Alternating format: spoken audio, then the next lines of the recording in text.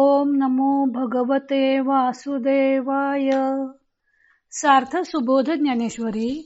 लेखन व वाचन सौ मनीषा भास्कर अभ्यंकर, महाराष्ट्र, मिरज 416410. अध्याय 13वा. क्षेत्र क्षेत्रज्ञ योग.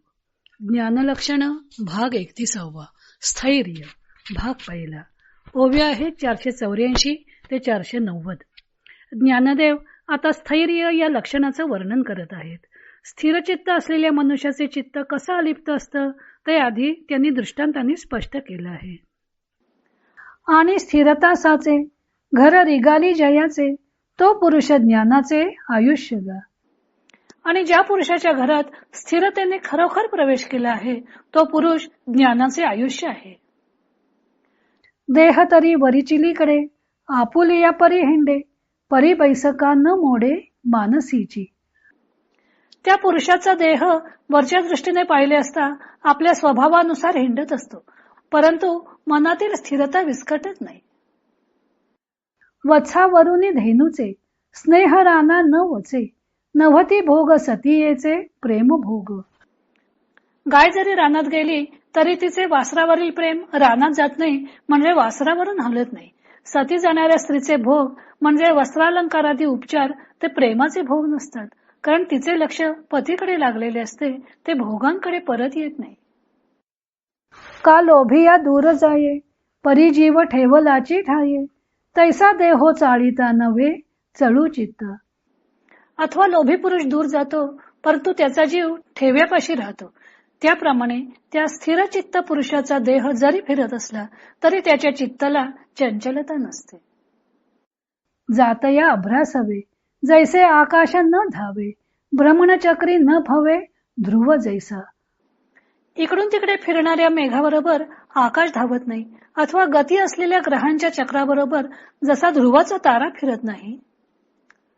पांथिकाची या येरझारा, सवे पंथून वचे धनुर्धरा, का नाही जेवी तरुवरा येणे जाणे.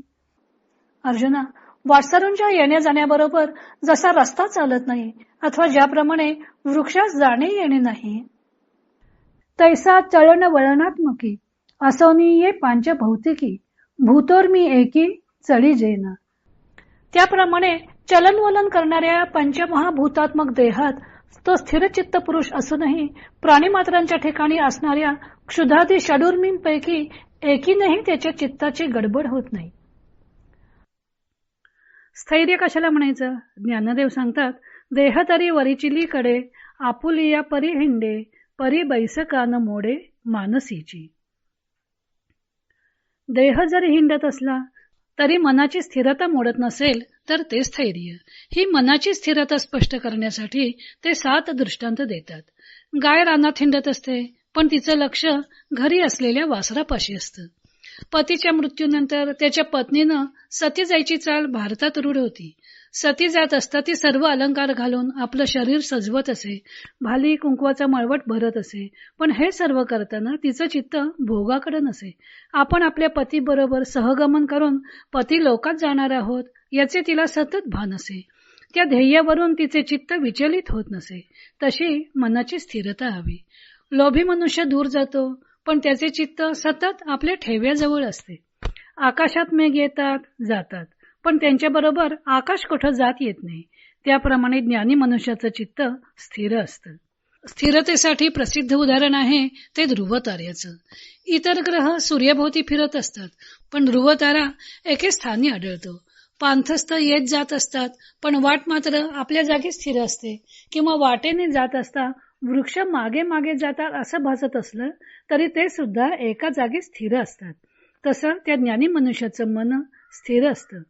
देह हा पंचभूतांचा बनलेला आहे तरीही एकाही भौतिक विकारानं त्याचे चित्त डळमळीत होत नाही. पुढे ज्ञानदेवानी कोणकोणत्या उर्मिनी सर्वसाधारणपणे मनुष्याचं चित्त डळमळीत होतं ते सांगितलं आहे. तो भाग आपण उद्या पाहू.